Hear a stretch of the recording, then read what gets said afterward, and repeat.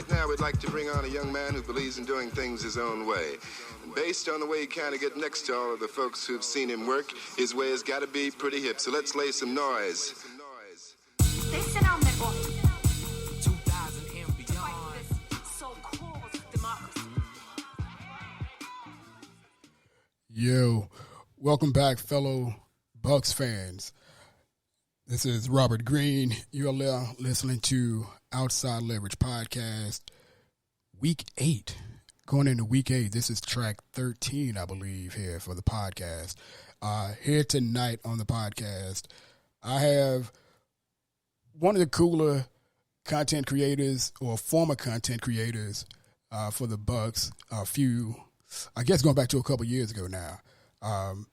Most of you guys probably know him as the play reaction guy, Big Beard Fitzpatrick's little brother. Corey Draper, fellow Bucks fan here in the Georgia area. It's a pleasure to have him on. I'm definitely glad to be able to finally speak with him, be it remotely. God willing, sooner than later we'll be able to get him in closer quarters and we can actually talk it up for real. But tonight, again, Corey Draper, also known as the Play Reaction, also known as Bucks Capacitator, if you follow Reddit and that crowd. So glad to have you on, man. How you doing tonight? Yeah, thanks for having me, man. I unfortunately no longer have the Fitzpatrick beard. So I don't know, maybe my powers have gone and that's why I can't create anything anymore. But I appreciate the fact that I haven't created a video probably in a year and a half, maybe at this point. It's been a year and a half at this point. I happy to be invited on and talk Bucks football. I don't get a whole lot, as you know, being in the Atlanta area, not a whole lot of Bucks fans to talk football with. So yeah, and it's a damn shame. Actually, man, there are actually a lot of good fans around here. There are a lot of good fans around. I've gotten a chance to cross paths with some of them.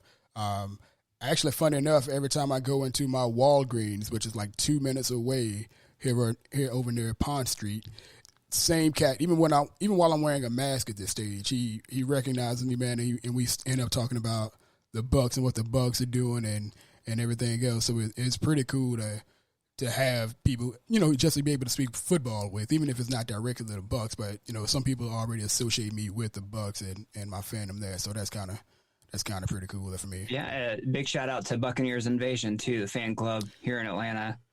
I don't know if you've gone to one of their watch parties. I haven't been able to go to a bunch of them since I work on Sundays, but there's a large group of fans here. They're a passionate fan base. I know Mark Goodman, the guy who started it, which was ATL Bucks back in the day. I've met him. He goes volunteers at my church. So I know they have some good people over there. So there's Bucks fans around here. It's just, every time you see one, you kind of give them the nod and the wave. But it's hard to get some people to talk Bucks football with in depth. So yeah, it's I'm actually a part of that group on their Facebook page. Actually, a pretty big group too. It's not a small group of folks, man. They do also have like you said, the watch parties and so forth. I haven't gotten out. I've tried to stay as safe as I can, and unfortunately, it means my being away from a lot of people to do these watch parties. So I'm not partaking in any of that stuff. I'm trying to stay away from as many people as I can, trying to keep other people safe, just trying to do that kind of thing. So for sure, yeah. God willing, though, man, I was really anxious, hoping things kind of turned around at this stage, so we can go and take a look at this matchup back at the house, this rematch and this revenge game for the Saints. That was kind of something I was hoping things kind of clear up at that stage, and unfortunately for me, I won't be able to go back down there. So yeah.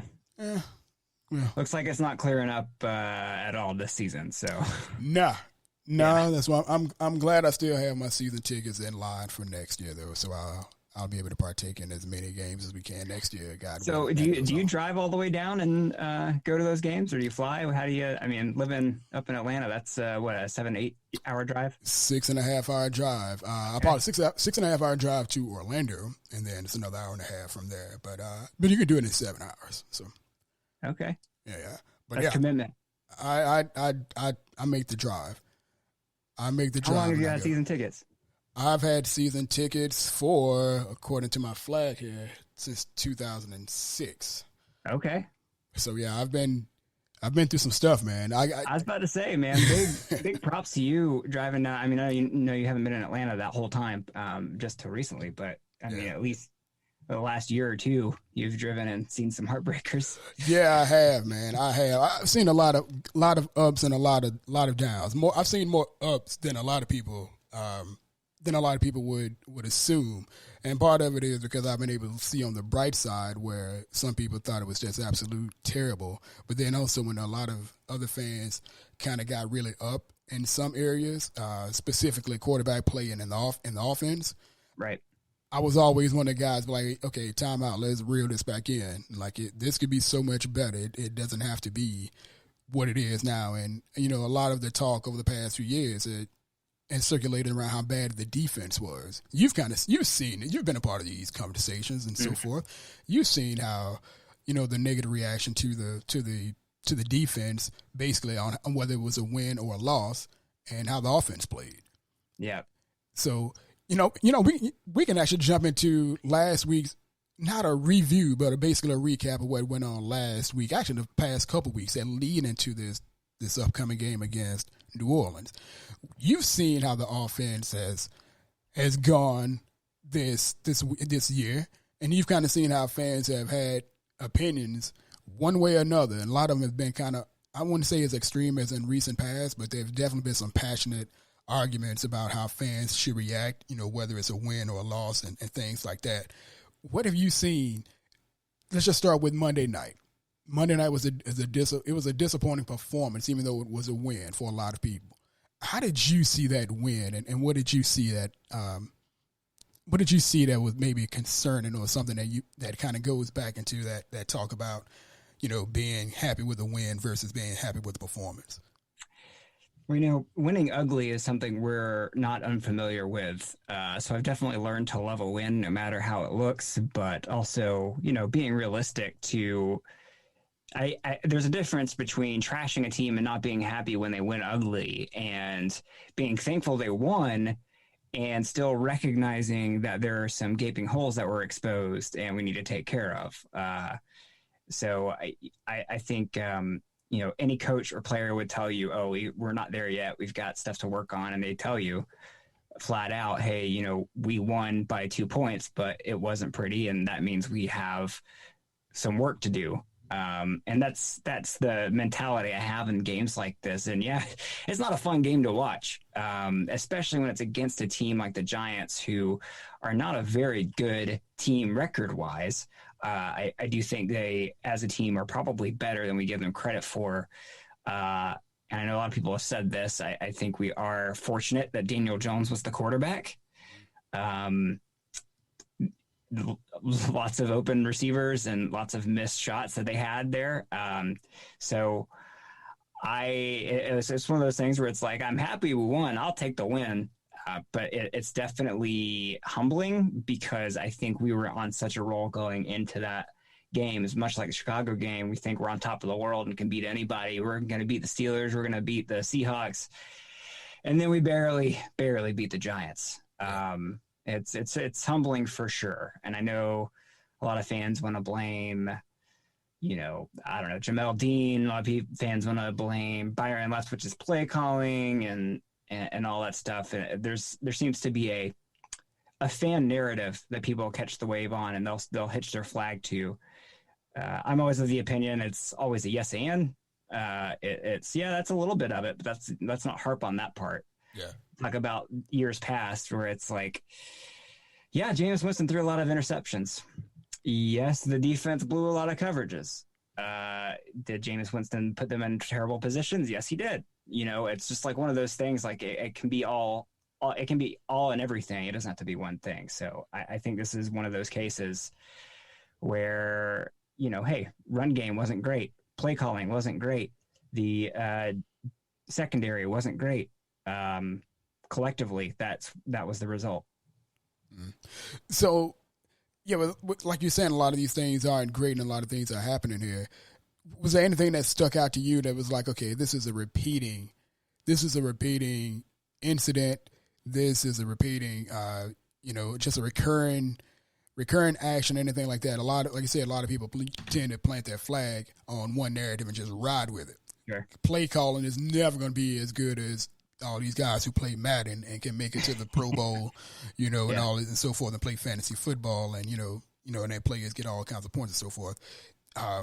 Was there anything that you recognize on either side of the ball that you're like, okay, against the Giants in the Giants game? Was there anything that you were like, okay, all right, I'm seeing this. This is maybe a little bit unnerving. This is not what needs to be happening. And it starts to, kind of creep up as a concern that you look out for in the next game and the next game. Yeah, definitely. There's a couple there. I obviously the popular fan narrative is Byron Leftwich calling nothing but runs on first down. I think there is some validity to those complaints. I do think we run it more than we should, and I do think it's predictable runs. I think it's not creative play calling when he does. So there, I think there's validity to that. I did hear the stat that this game we actually threw on first down more than we ran. Yeah, we did. We actually the Bucs actually passed on 17 of the 30 first downs. Yeah. So it was a 17-13 ratio pass to run, and people still were upset that they were like, "Oh, here comes a run up. Here comes a run up the middle." It was that. That's one of those things where it's like, as soon as that person has a narrative, I mean, that goes back to, I don't know, Chris Conti missing a tackle. It goes to I feel bad for that guy. Donovan Smith whiffing on a block. Like, Donovan Smith can have a perfect game, but he allows one sack, and then it's done on Twitter. Donovan Smith should be let go and out of here. And I'm not saying that he's a great player or anything. It's just that's an example of, once a person is given that stigma, the one time they do it, it's like validating everybody's opinions. So right, it's it is a thing. I think for me, I have more of a problem with the lack of creativity in the play. So I'm fine if you call a run on first down, but it's the same kind of run that he's doing over and over again. I think that's the issue I'm taking with the runs on first down. It's up the middle, up the middle, up the middle, up the middle. And even against teams that seem to have a good interior defensive line, it's still run up the middle, such as against the Giants. Yeah. And then on the flip side, one thing that I think this is something that I have swirling in my head, and Robert, I want to know kind of what your thoughts are on this. It seems to me that with the defense, whenever we face a creative play caller, they seem to find how to beat this defense. So this goes to the 3 times that this defense has not looked great: against Sean Payton, against Matt Nagy, and against Jason Garrett. And particularly this game, I thought Jason Garrett called a great game to neutralize our blitz scheme, where he knew that, hey, my quarterback is the most blitz quarterback out of the NFL, and I'm facing a team that blitzed the most out of the NFL, or one of the most. So I'm going to get the ball out of his hands quick. We're going to draw up plays to have, we're going to have those double moves and get the corners looking and throw it deep. So there's a lot of things there. I felt like in the play calling that really kind of befuddled our defense. And it seemed like it was the same thing with Nagy and Foles, and the same thing with Peyton and Breeze. And Breeze obviously is a better quarterback than Foles and Daniel Jones, but it seemed like the same thing. And, Breeze is kind of a get it quick out of your hands kind of player anyway. Mm-hmm. Obviously, we'll talk about that in a second. But that's something that's worrying me, that if we face a creative offensive play caller, our defense seems to really struggle. What I would say, and what I've noticed with this defense this year, playing these creative types, actually it's been like I think you mentioned Matt Nagy as one of the guys who had a good game with, I guess it was Chicago, right? Yeah. Yeah. So I don't think that he did a whole lot that was super creative. That's just not coming into. That's just not coming into play with my memory. Sure. this may be memory versus memory, but I seem to remember Foles having the same problem Daniel Jones did, where he missed a lot of open receivers. A lot of guys where it's like, oh man, thank God we're playing Nick Foles right now, kind of situations. And then, Nick Foles is such a streaky quarterback, and those times that he did get hot, he was unstoppable, and they would drive the field on us. So that's kind of what I'm referring to. And this is without looking at tape. I'll admit that with the Bears, that may be the exception. But when you have players like, Nick Foles and Daniel Jones whipping up on your defense, it seems to me that's more scheme than anything. Yeah. What I did notice with Todd Bowles and his defense, again, because there was so much talk, and there's been a whole lot of talk dating back to, I want to say, week 3, where, after the Bucs had got off, the defense had gotten off to a hot start, that the talk was the Bucs bring pressure all the time. It's blitz, blitz, blitz, blitz, blitz. Todd Bowles, I think, I have to go back and look at the stats here and where he stood, but he doesn't call blitz as often as people think. And the one thing I did notice was that Todd Bowles would, against younger quarterbacks specifically, the Chargers game against he did against the Chargers game. He just did it with Daniel Jones, and I forget somebody. There was another team that kind of stood out of my mind there. But what he ended up doing was basically a delayed blitz. Like literally, he played zone. Oh, right. Yeah. He would send his guys out and play zone like literally the first half for most of the game, for a couple of those games, or 3 of them that's in my mind. He would play zone and let them get comfortable and then lock them down in the second half or the second quarter in a couple of games, or the end of the second quarter. And I thought that, it looks worrisome to start because it looks so familiar, like you mentioned before, like as soon as people start latching on to one thing, they kind of stick with it. People started having flashbacks of, how they hated Mike Smith and how our defense played off the receivers and so forth. So it's kind of one of those things. But if you go back, and if you get a chance to go back and look, and you and I can do this offline, we can go back and check, and we can go back and look and see how many times he blitzed and how he just kind of delayed it. He just waited. It seemed like he was waiting for quarterbacks to feel like they had a beat on what the defense was doing, and then he just shakes it up. Yeah. Devin White had a huge sack on one of those where he stepped back as if he was going in zone and then immediately jumped forward and threw off the running back and got a huge sack off of that. So, that's a good point. I'd like to see the stats. I'm sure somebody keeps that stat somewhere. As far as how many blitzes are called? Yeah. I've seen that stat before. I think we were number 1 and 2 on amount of blitzes that we call, or maybe top 3. I feel like I saw it in a broadcast. Yeah. I think he's definitely up there, but it's not like, every other snap he's sending it right. Sure. And he especially can't do that now with Vita Vea out of the lineup. Yeah, well, and you bring up a good point with the Chargers. I forgot all about Justin Herbert. I mean, he picked us apart, and I don't know if that was so much play calling because I don't even know who their play caller is. I know this, man, coming out of that game against the Chargers, all I can see was that dude, Justin Herbert, is a legit quarterback. Yeah, and that's something where it's like this wasn't a Mitch Trubisky kind of thing where he throws 6 touchdowns against us and then sucks the rest of his career. Herbert's been doing this to everybody. Yeah. So that may just be he's that special. No, he definitely feels like a legit quarterback once things kind of get off of his shoulders and he can actually do something with a better offense and everything around him.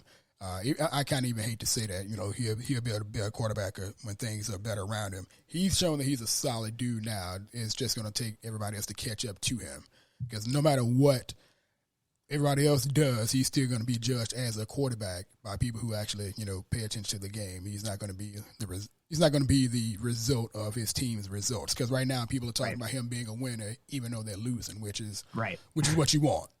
Yeah. He's not the product of a win-loss record, and that's good for him. Yeah, so I don't know there. We're 6-2, so I mean it's one of those things like even if it's true that Byron calls a vanilla game, we're still winning with it. So maybe we don't without Tom Brady as our quarterback. But since we have him as our quarterback, let's go vanilla because it's working. Here's my problem with, and this is part of we're still on the New York Giants game and so forth, and some of the issues that kind of carry over from game to game, including the Giants game. This is my issue with the Bucs offense in general. And I can't mention Byron Leftwich without mentioning Bruce Arians, because they're literally one and the same. Either he's completely Bruce Arians he has his hands on that offense. It's his system, his philosophies, I believe. I don't believe Byron Leftwich is more than a play caller. He is what Todd Monken was.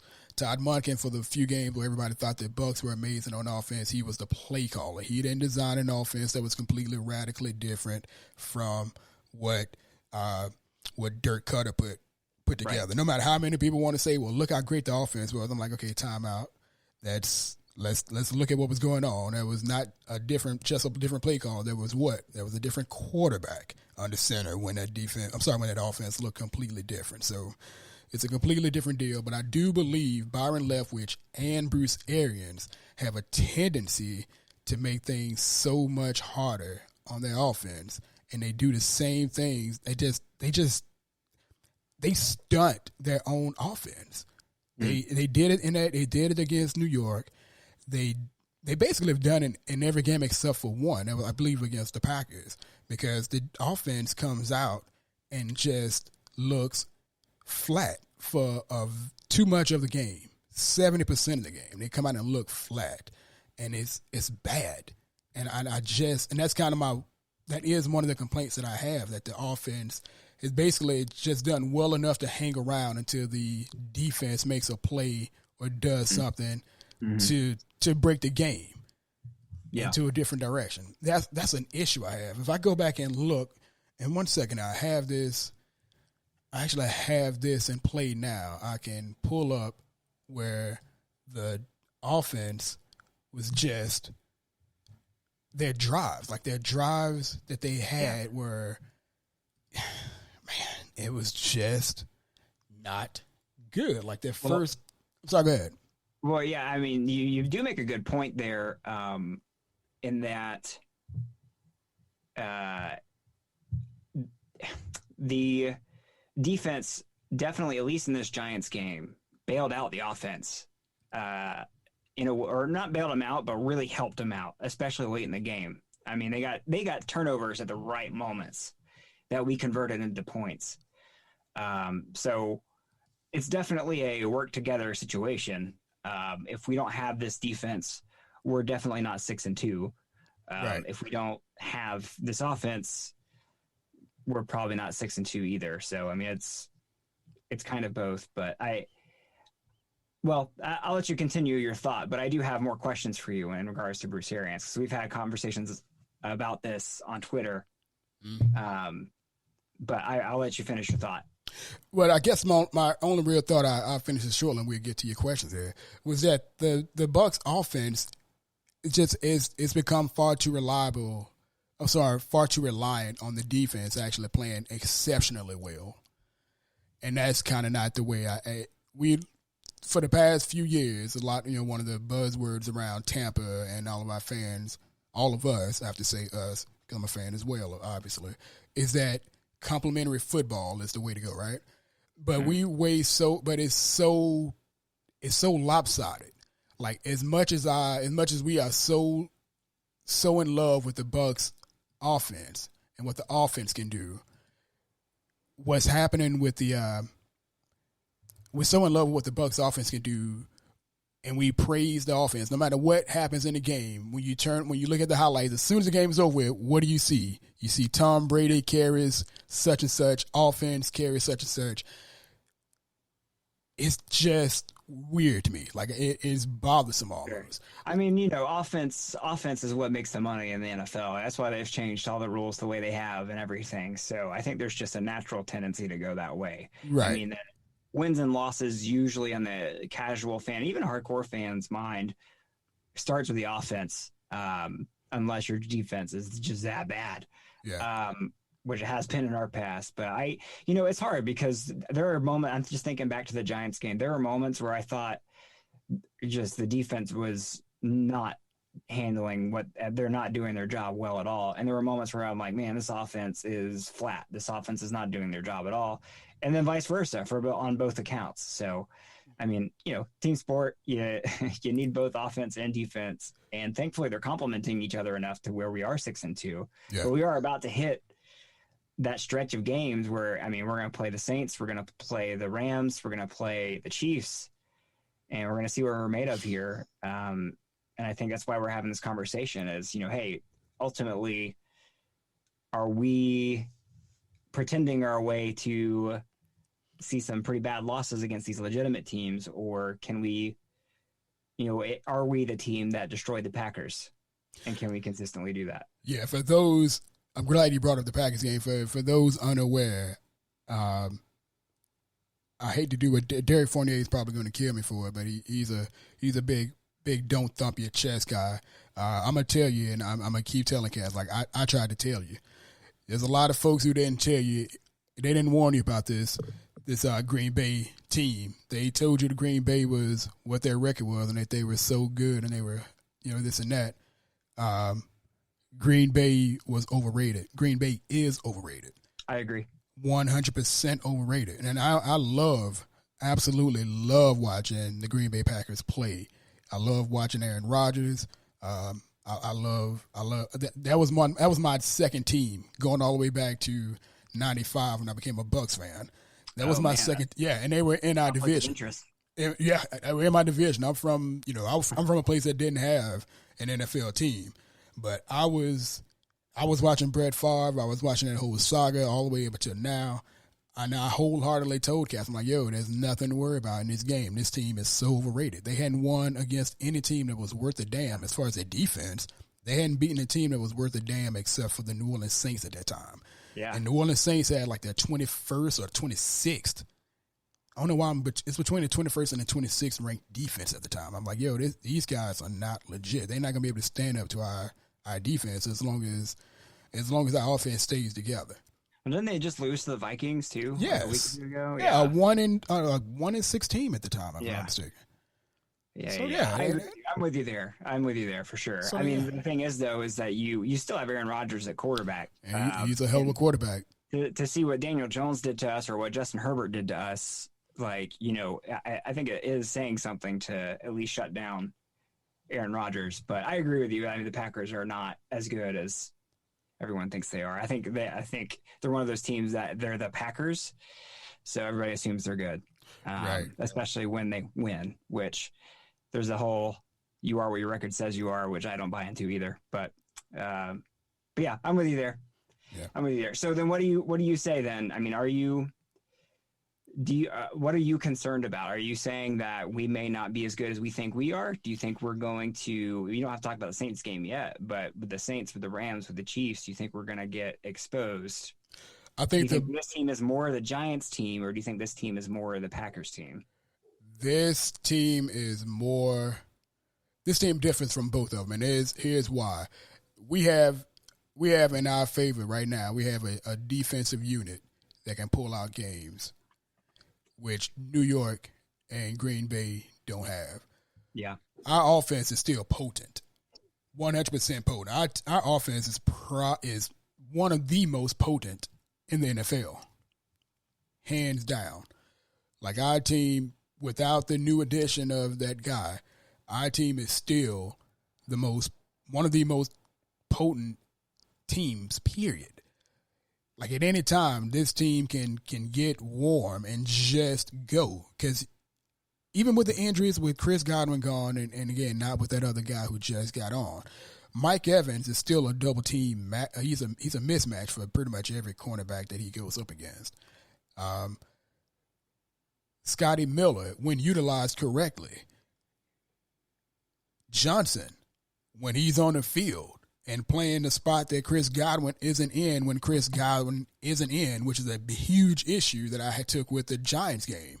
Yes. When he's in the game, he has to be accounted for with a really good receiver. It can't be like the third cornerback on that guy. Like I was pulling my hair out that we were playing Jaden Mickens so much. Like Tyler Johnson is a really good receiver, and he's proven it in the little bit that he has shown so far. Like I have no idea why Jaden Mickens got so many looks that game. Played more snaps than Tyler Johnson. More snaps than Tyler Johnson. Again, this isn't to take away from Jaden Mickens and what he did and who he could be. Right. But Jaden Mickens came into the game against New York with 27 offensive snaps.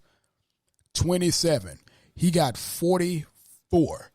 It's crazy. 44 snaps. And he took the spot. That Chris Godwin plays during this game. And the thing that got me, man, I was like, okay, all right. And I noticed that during the game, and I started looking around trying to see if I saw number 18 on the field. They were on the field at the same time, but no doubt about it. And Bruce Arians confirmed it after, even though I very, very rarely can buy into everything he says. I don't. But he said that they put Jaden Mickens in Chris Godwin's spot. Now, what that did, that took away from Scotty Miller because Scotty Miller ended up getting bracketed on his deep routes. That took that away. That took snaps away from not only Godwin, not just Tyler Johnson. That also took snaps away from Cameron Brate, who I believe played 13 offensive snaps. Like this is we can transition into New York now. I'm sorry, to New Orleans now, even though we spent so little time specifically on the Giants. But when I talk about the stuff that people need to watch out for and the issues that concern me, this has been a deal with the Bucs offense since week 1. Yeah. When Bruce Arians and or Byron Leftwich decided to not attack the middle of the field with the tight ends, with O.J. Howard was healthy, with Cameron Brate being healthy, with Rob Gronkowski starting. Like we did not do a damn thing against the New Orleans Saints in the middle of the field. And then we had to watch New Orleans lose to Las Vegas, who threw damn near exclusively to the tight end.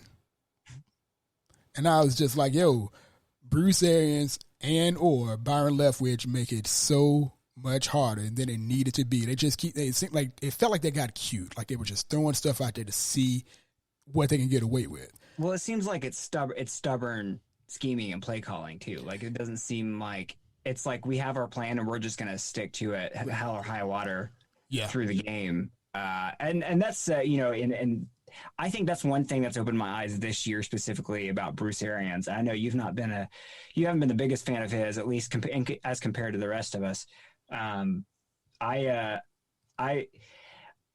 I've seen, and this goes to, the play calling, goes to the scheming, but also goes to the decisions, just head scratching decisions and key moments of the game.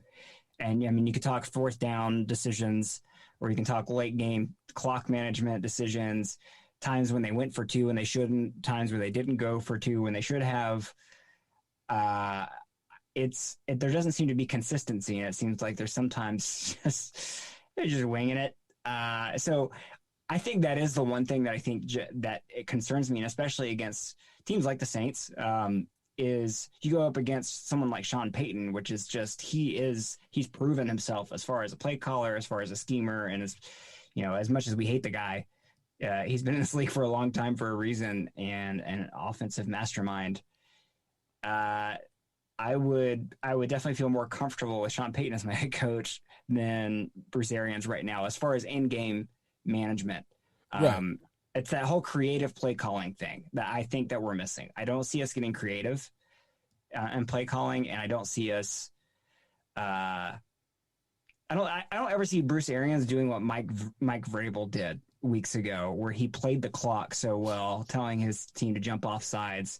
Did you see that? I did. That was one of the most genius things I think I'd ever seen. It's one of those things that, like, Arians, maybe it's his age, he's so old school. I don't know. There's just so many things we can speculate on, but that is one thing that has frustrated me, is that I'm not as confident in Arians as a game planner and game manager. No, and it's been that way since he came back Actually, I don't even because I didn't study him as much as I did, other coaches and so forth as far as his tendencies and everything. But that's one of the things that stood out literally all the way back to last year. And I remember week 6. After week 6, I set up and wrote a piece on Bruce Arians about whether or not his hiring was, whether or not it was a lateral move. Because everything that fans complained about Dirk Cutter was so present with Bruce Arians. Every single thing. Deep shots down the field all the time, spacing and the play calling, questionable time, questionable clock management, everything that people had to complain about with Dirk Cutter, it was bought into because it was something new with Bruce Arians, who people didn't pay attention to. And again, I don't dislike Bruce. Every time I do a podcast, I end up saying this. I don't dislike Bruce Arians. I don't trust him worth a damn. No, I'm just a fan. I don't have to trust him. It's the players apparently trust him and they can love him. But then again, I don't know how many times players have just come out and said, hey, I don't like the coach. I'm not speculating on that one way or another. But everybody loves his attitude, loves his presence and everything. But he's done enough to lose 2 games. The 2 games that the Bucs lost, it was primarily, we can talk about the penalties and all these other things, but it were decisions, in-game decisions that basically torpedo the Bucs' chances. Like they just kept throwing hurdles that did not need to be there. Just kept throwing them in there, like voluntarily. I didn't get it. Yeah, let me bring in a positive spin here, because I don't want it to be just so negative this whole time. But like, I was excited about the Bruce Arians hire, and the reason is because I had been a fan of his from when Amazon did their first All or Nothing series, and the Cardinals were a part of it. And I watched that whole season, and I became a big fan of his because it was clear that he had a lot of respect from his players, and it wasn't just the players loved him, it's that they super respected him. And this was during a time when we had Lovie Smith and Dirk Cutter as our coaches, and I didn't get that from them. I didn't get that same kind of respect that players had for their coach that they did for Bruce Arians, especially Cutter. And so while Arians is, and you're right, very similar to Cutter, very similar, especially in game management, I think the big difference is that Arians came in with a certain reputation and a certain just general respect that was already there, that I felt like we hadn't had as a Bucs head coach probably since John Gruden. He came in with a winning record. Yeah. And so that was pretty much it for me. And with Cutter, we always felt like the Bucs were almost there. They were so close. They were just like, a piece away, or a weird fumble away, or a quarterback away, or whatever you wanted to say, or a defense away. We all thought we were this way. We were very close, though. We were very close. We were 9-7 that one year. It seemed to me at the time that what was missing was a respectable head coach that has proven it.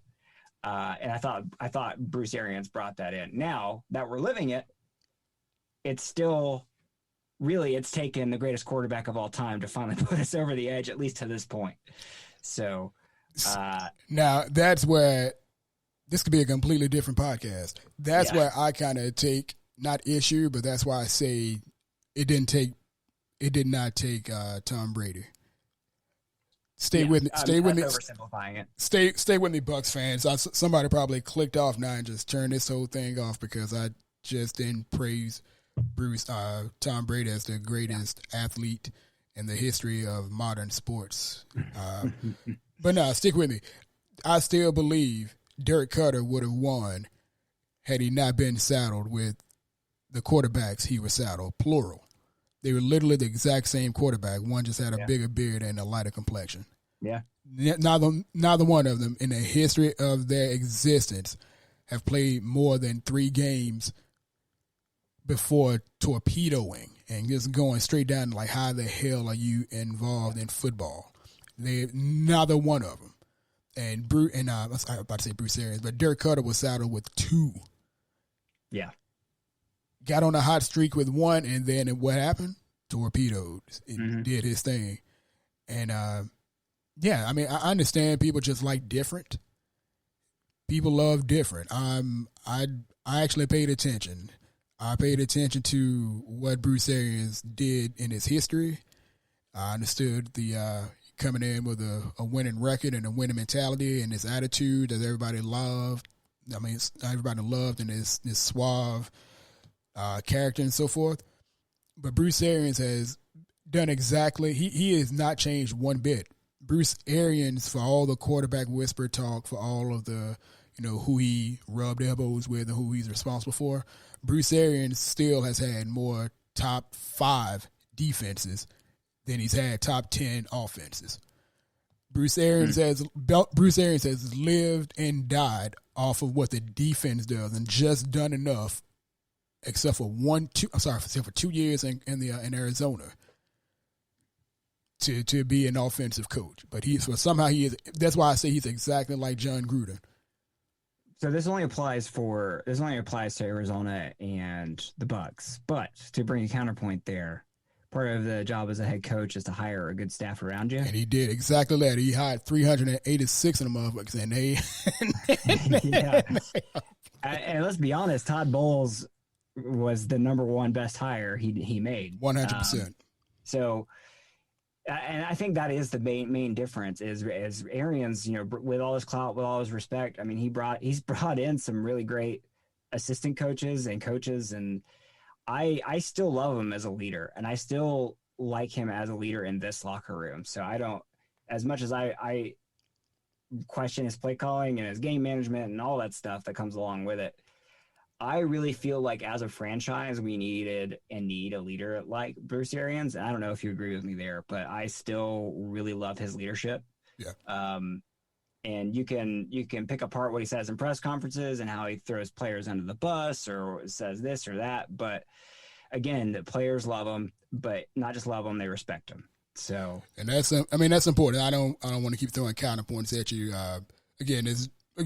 You've seen these opinions out there in the writings or on the tweets and so forth. I've maintained it, and I've kind of showed it statistically where it's been true and so forth. But again, you are making valid points. I mean, it's 100% true. Like the team needed an image. They needed an image and or likeness, anything that they can buy into. And Bruce Arians was 100% the guy that made sense in that image. Like he came in with a winning record. He came in with a reputation for being able to help quarterbacks, for being able to do all these things and everything that the Bucs wanted to be as far as from a promotional standpoint as well. They wanted somebody charismatic. They wanted somebody that was, again, a winner above everything else. They didn't want another experiment. We've just done experiments for the 3 of the last 4 coaches. And Bruce Arians, he definitely fit them. He fit what they needed. He fit what I got to say we needed. We're all Bucs fans, right? So he did. However, again, I still don't let him off the hook for his faults. Nobody's expecting a perfect coach. And that's the thing is that we can still be critical of him and still, it can be yes and it can be I am 100% on board with criticizing all the stuff he's doing in game, and I can still sit here and say I love him as our coach. So I hope people understand that and realize that is a possible thing. So, I don't even understand how it's a hard thing for people to understand. It really seems like it's difficult for some people. It's either black or white. It's 100% or 0. It's nothing in between. So yeah, I've never been able to take on that mindset ever for any conversation. Not just sports, just any conversation. Like, I don't know how it's either you and I share the exact same opinion and we're 100% tilted one way, or we're completely at opposite ends and here comes a civil war. Yep. Yeah. Like, anyway, on with the Saints. Sorry to deviate from the conversation. No, that's it's 100% fine, man. We're just going to be just a little bit long anyways. But, yeah, on to the Saints. Again, our initial question going back 20 25 minutes ago was whether or not there was issues that carried on from the previous games, starting with the game against the Giants, that you had concerns about going into this upcoming game. And I guess we can also throw in, week one. Is there anything that happened in week one that you're still concerned about going in this week 8 rematch? Yeah, it's the fact that Breeze doesn't have to throw deep to beat us. It's, we played him well last time, which is that is helpful, I think. But I don't know. It's one of those things where we're, like, as mentioned, a big blitzing team. We need to get to the quarterback to be successful on defense, and he gets the ball out quick. It's hard to sack Drew Brees. And so I really think that this game, this offense needs to score points. Yeah. I really believe that. I don't think we're going to roll over the Saints because it's a revenge game or whatever. I think there might be some of that, but the fact that our run defense is now worse than it was in week one is a scary thing for me, especially that they have a healthy Kamara. And shoot, even Latavius Murray, I think, can tear us. If Wayne Gallman can split us for 8 yards, at a time, then definitely Latavius Murray and Alvin Kamara can. So, that's the absence of Vita Vea looms big right there. Yeah, which is interesting. The previous game, it seemed like we didn't. It seemed like we still held our own in the run game, but for whatever reason, the Giants game, it just didn't happen. What happened in the Giants game was kind of unique too. I don't know if a lot of people paid attention to it, but in that basically in that front, the 2 down linemen were William Golston and Vita Vea, and then it was just Barrett and Pierre Paul on the end of them. So that was one of the reasons why. I'm not sure. I got to go back and see how many times exactly that's been the case when Vita Vea was in, or the previous game when McClendon came in.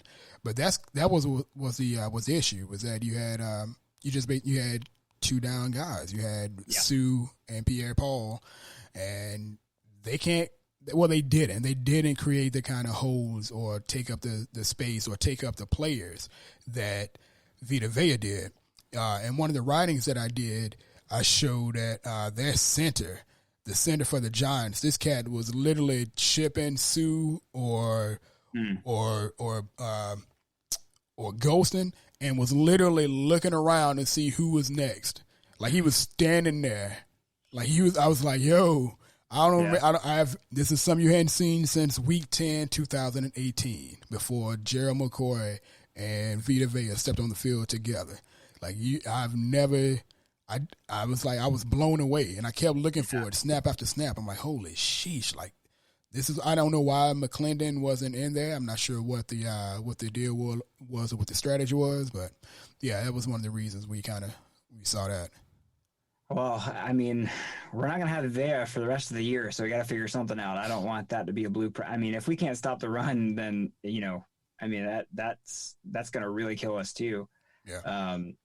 So that's why I think that I think our big hope this week is, hey, just the offense has got to get it together. It helps having Antonio Brown. At least I think it does. Who knows? Because he hasn't played. At the very least, he's a good decoy. And I'm hopeful, too, that he will draw double teams off of Mike Evans so we can feed Evans finally. And also, I'm hopeful if Godwin doesn't play, we see Tyler Johnson more than Jaden Mickens. Yeah.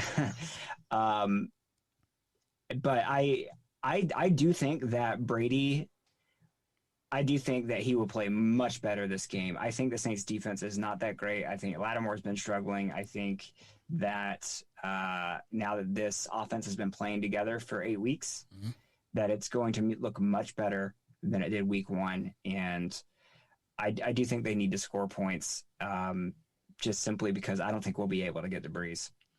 Yeah, and to your point about having to score points, the thing that kind of got to me, that I kept bringing up, and my concerns with the offense and their ability. And I apologize, their their tendency to fall asleep at the wheel for too long of a lull in these games. That's kind of been the thing that I've been harping on, and I've tried to make sure that it wasn't some kind of bias. I was trying to make sure I'm not losing my mind, but that's exactly what's been happening. I think it was only one game. We did have the game a couple of games ago. I think it was against the Packers, in which the offense didn't punt on back-to-back drives or turn the ball over for the first one time. We've done that one time this season, and I believe it was the Packers game. And that was awesome. Maybe it was the Raiders, I forget. But it's an awesome feat. But that shows like what a dominant team is expected to do. You expect to see the Kansas City Chiefs pull that off. Yeah. At one time you expected to see the Pittsburgh Steelers pull that off. And even though they've always been predominantly a defensive team, but the high scoring, really scary teams, the St. Louis Rams, back in the day, all those, the fear that you couldn't stop them, they didn't do anything to stop themselves. That was scary, and that's what I felt like. That's the only thing that scares me going into future games. The Saints, I'm not so crazy about. I'm not fearful of the Saints. I'm fearful about what we do to ourselves versus the Saints. I fear not being able to take advantage of what the Saints, their weaknesses, because, we just too often we've made their weaknesses, we just made it an equal playing field for them. Yeah. And that's my deal. That's, I think what we have going. I don't know if you buy into this whole. I'm somebody who really probably puts too much weight into what happened the week before. But for me, the hope I have is that we had that game against the Giants that I think is going to really help us for this week. Just mentality for both defense and offense. Like I think both of them are like, we don't want this again, and this is a big time game. And it's a revenge game. Like, I think that all matters. I really do. And I think there's no reason that this offense there's no reason that this offense shouldn't be one of those teams that you mentioned, that the Chiefs, the Rams from a couple years ago that just score, because on paper, we have the talent to be able to do it. There's no reason we shouldn't be. And to your point, the only reason we wouldn't is if we beat ourselves in one way or another, whether that's penalties or whether it's, bad play calling or coaching or whatever it is. But there's no excuse for us to not be one of those teams. There's no excuse for us to not be able to put up 30 plus points every game. Especially against defenses like the Saints that they're not the worst in the league, but they're definitely not the best. They're a middling defense. So that's the hope I have for this Sunday, is that, hey, you know what? Brady doesn't lose back to back. That's very hard to do. Just simply, he doesn't do it. And I hope that mentality also goes through the rest of the team, that, hey, we're not going to get beat twice.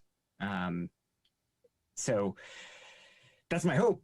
We'll see what happens. I mean, the Saints are still a scary team, and we always play them close. They always play us close, and it's going to be a fight. It's going to be a fun game. And I say that not literally, because I hate close games. They're not fun to me. I prefer games like the Packers. I love blowouts, man. They're my favorite. See, I'm comfortable watching a good game where, it's back and forth. That kind of close game I'm good with. Right. Watching my team go down the field and just back to back punt. Wet the bed. Yeah. I'm like, oh man, come on. Yeah. But the one thing I do have, again, going into this game, the one thing I do have is what I've had for most of this season, going back to last season. I feel like the defense, so long as we don't turn the ball over, I feel like they can hang in and basically possibly be dominant against any offense there is in the NFL. I'll put an asterisk on that because Kansas City is the only team that possibly put a little bit of something in me. But as far as the Saints coming up this week, week 9, I said week 8 earlier, I feel good about the defense's chances of doing exactly what they did in week 1. And real quick, take a look at what we did in week 1 with Bruce. I said Bruce with what's that guy's name who I can't stand? Drew Brees. I hate him. 18 of 30 he was. 18 of 30 for 160 yards, and he had 2 touchdowns. He had one deep pass the entire game, and it went for 46 yards. Everything else was 18 yard, 20 yards or under. Everything was 20 yards under except for the one big pass that was 46 yards, and I don't fear Drew Brees like that. Drew Brees, we have the best. I feel like the Bucs have the best scout guide for Drew Brees and our starting quarterback Tom Brady, because everything that Drew Brees is good at doing, Tom Brady is equally, if not better than doing it, and he's known for doing the exact same thing other than scrambling. Yeah. He's good with getting the passes out really fast. He's good with changing up the offense when things don't look right at the line. I don't think that the Bucs defense could be better prepared for any other quarterback than Drew Brees, because we have that guy who is, I feel is better than he is. I don't know why. Some people are going to be like, well, of course he's better than Drew Brees. He's the greatest of all time. Okay. Drew Brees is the guy that we have to play. Yeah. And I think that Drew Brees is I think that Tom Brady is the perfect guy to be playing against all the time to go up against Drew Brees. And I don't feel bad about that. Again, my only issue is us possibly beating us again. Yeah. That is my only issue there.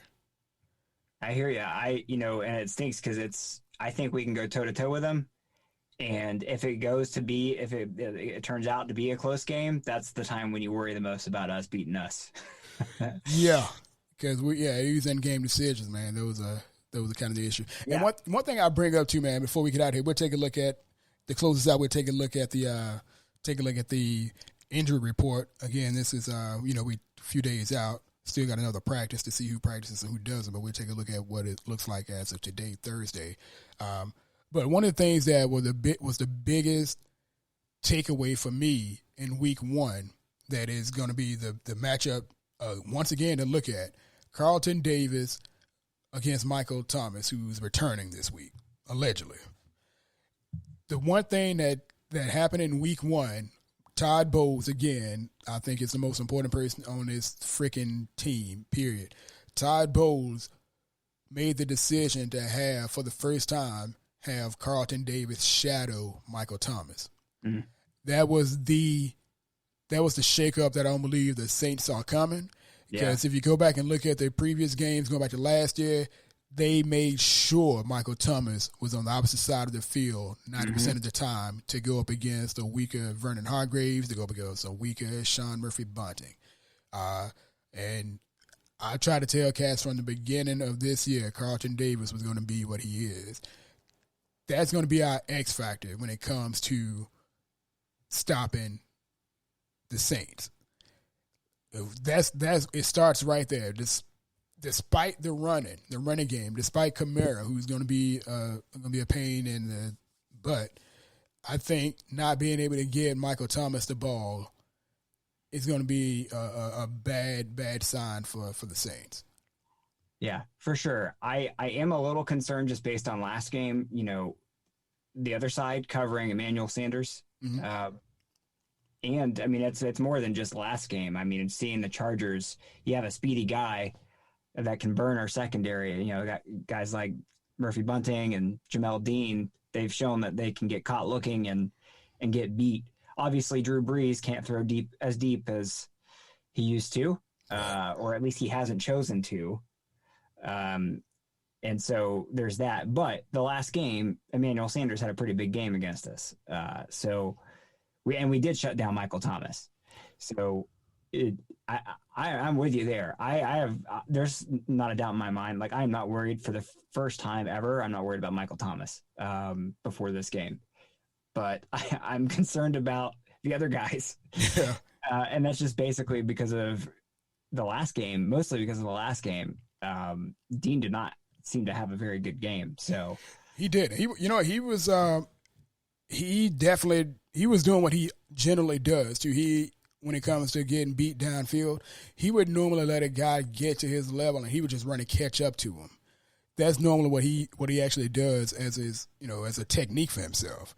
Obviously, it didn't look good with the quarterback overthrowing the way that he did, but that's generally what he does. He will allow himself to get in a basically a race to go downfield with a lot of guys, and he's gotten and it's bitten him just a few times. It looked bad this game because because there's so much emphasis on the quarterback. And oh my God, if the quarterback could have thrown the ball better, it may have been a touchdown. Maybe, but that's kind of what he does. I don't like it. I mean, it's not pretty on camera. It's definitely not pretty from the broadcast view that you and I have been looking at. But that's if you go back and look at his defense, even when he makes breakups, he plays catch up. He's not playing he's not glued to his guy. He basically lets the ball come, see where it's going, tracks it, and makes a break. He seems to come out of nowhere sometimes. And breaks up passes. Yeah, that's true. He does that a whole deal. Yeah. But before we get out here, man, I would definitely want to get you out here in just a second. Speaking on bad games and possible bad games that may carry over, this is one issue that I have. Not an issue, but this is something I'm going to be paying attention to. Our guy, big talker, big playmaker, Devin White. I thought Devin White had a terrible game. Yeah. He's been up and down. I mean, I have confidence in him and in his ability to grow. I think we want him to be Levante David in his second year. Yeah. But he's still learning. And he's miles ahead of where he should be as a second-year player, but we were wanting him to be so much more, I think, sometimes. But yeah, I agree. I mean, he's missed tackles, he's missed spots that especially zone coverage. Sometimes I'm just like, what are you doing?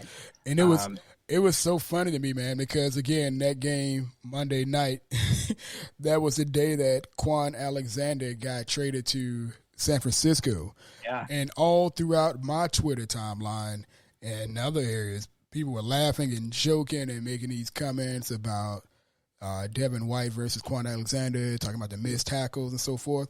And I was quite tempted to pull up my tweets and was like, yo, hey, I tried to tell you guys, Devin White is basically a bigger, faster version of Quan Alexander. Yeah. Every single very similar. Every single plus that Devin White had, Quan Alexander had when he came to Tampa. Only he did it as a fourth round pick, and people were kind of ragging on him about missed tackles and so forth. I didn't even count. I didn't even count how many missed tackles Quan Alexander had against the Giants. I don't think that's going to carry over. It's a scary thought, though. It's a scary thought of him possibly trying to do too much based on how he got washed out and his performance on Monday night. Yeah. It's one of those things where it's just, again, for a second-year player, I'm still hopeful that he's going to clean it up. And it's just going to take some time. But, I think this fan base has a tendency to see a star position player, and expect them to be the previous star they saw at that position. Exactly. That was Gerald McCoy's problem this whole time. Yeah, is that he was not Warren Sapp. And then we got spoiled with Derek Brooks, and it's thankfully Levante David. He's not Derek Brooks, but he has at least stepped up to the mantle. But now it's like we're expecting Devin White to be Levante David, and just be this huge stud from day one, which he has been. And that's the thing, is that you're right. He's been basically an upgraded Quan Alexander. I mean, he's made the plays that Quan made plus in almost every situation or every category. But I think I'm not ready to call him a liability or anything for that, that stress. Like, he still makes enough plays, gets the sacks, and steps up, and he's become a huge leader on the defense, which I know Quan was too. But it's one of those things where I'm willing to have patience with him, especially with Levante David by his side. It'd be more concerning if he was the only guy out there that was of that talent level. No, absolutely. I'm right with you. I'm far from calling him a liability. But as far as, one performance to the next, that was kind of one of the things I'm looking at this week to see if his performance last week, well, not even last week, basically just a few nights ago, they'll be playing, within 7 days, if it carries over or if it has any kind of effect possibly. With this one coming up, that's going to be something to pay attention to. It's going to be fun, man. It's going to be fun. I hate the Saints more than I hate any other divisional rival. And this game, I was contemplating getting my tickets to go to that game once they allowed the fans to come in. I'm still not there yet. Obviously, I'll be watching this game here in Atlanta instead of traveling to watch it in person like I normally would have. But this is definitely one of those games. No matter what the record is, you just want to see the Bucks demolish Sean Payton and his freaking circus of clowns that the big mouth Cameron Jordan, all the crazy talk, that little bastard of a cornerback that likes to snatch people's mouthpieces off their helmets. I want to see the Bucks run the score up. Yes. I love it, man. I hate that. I'm right there with you. I hated the Panthers with that passion ever since 2003. Mm-hmm. But this year, man, and maybe it's just because the Panthers aren't as much of competition, but the Saints have taken it over. I just can't stand the Saints right now. And I'm right there with you. We need to run up the score. We need to make Sean Payton look silly. And the whole, I can't wait, man. I'm just so hoping we win the division so I can throw Cameron Jordan's words back in his face. He's talking about we're fighting for number 2, second place. Yeah. Oh man, I makes my blood boil. But I love it at the same time. I love that we have this kind of rivalry boiling up because it makes the game fun. So yeah, it does. So real quick, we'll take a look at the injury report as of today, and then we'll close it out here with any predictions you may or may not have. So let's see what we got going on here. So as of Thursday night, the Bucks don't really have anybody who's I apologize. I was about to say we didn't have anybody that was a big concern outside of Chris Godwin.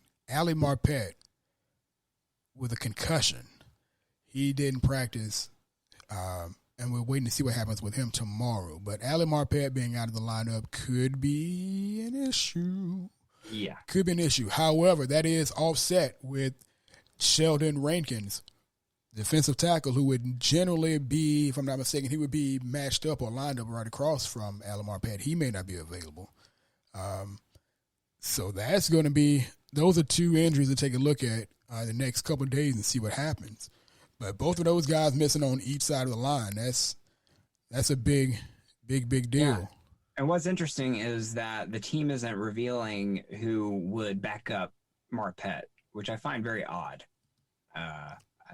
They're just refusing to say. They're like, oh yeah, maybe AQ Shipley and maybe Joe Haig, we'll see. And then Greg Allman tweeted that he's not allowed to reveal who's been practicing. And it's like, what kind of advantage are they getting for not telling them the starting right guard? That's so weird to me. But anyway.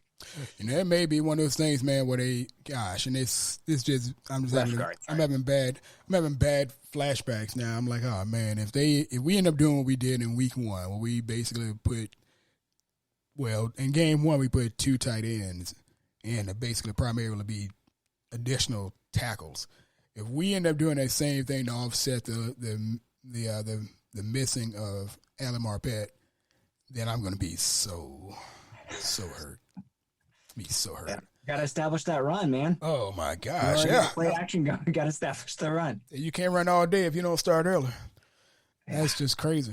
But that's it, man. So again, I want to thank you again, man, for your time. I know you got to get back to your baby girl and your family. I thank you for taking the time out away from them.